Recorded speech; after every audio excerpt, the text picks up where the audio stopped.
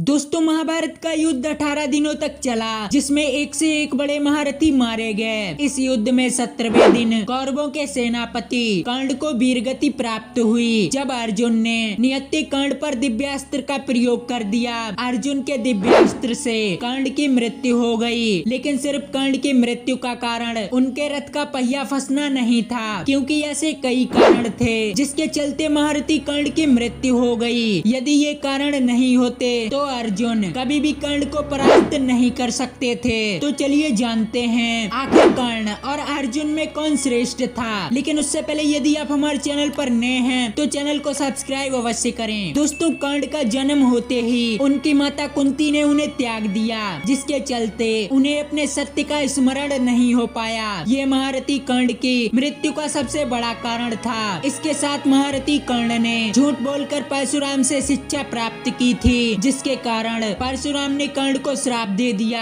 कि मेरे द्वारा दी गई विद्या तुम भूल जाओगे। इसके साथ अर्जुन के हाथों कर्ण के मारे जाने की तीसरी वजह थी वह थी कर्ण का महादानी होना। कर्ण हर दिन सूर्य देव की पूजा किया करता था और उस समय जो भी कर्ण से दान मांगता था उसे कर्ण दान देते थे। महाभारत युद्ध में अर्जुन की रक्षा के लिए देवराज इंद्र ने कर्ण से भगवान सूर्य देव से प्राप्त कवच और कुंडल दान में मांग लिए। कहते हैं ये कवच जब तक कर्ण के पास रहते तब तक महारथी कर्ण को मारना असंभव था।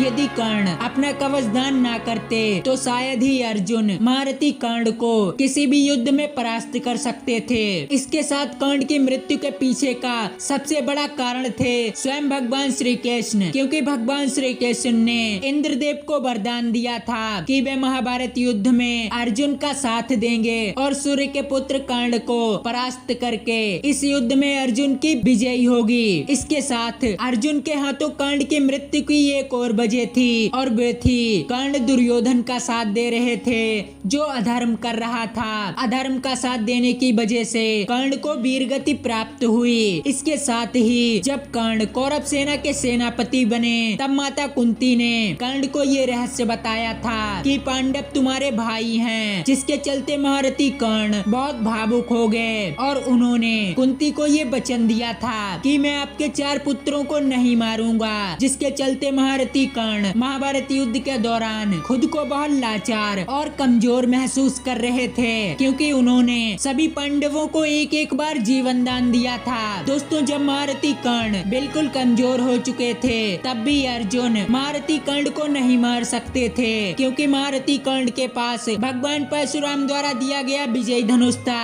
और जब तक ये धनुष महारथी कर्ण के हाथों में रहता तब तक उन्हें तीनों लोकों में कोई भी परास्त नहीं कर सकता था।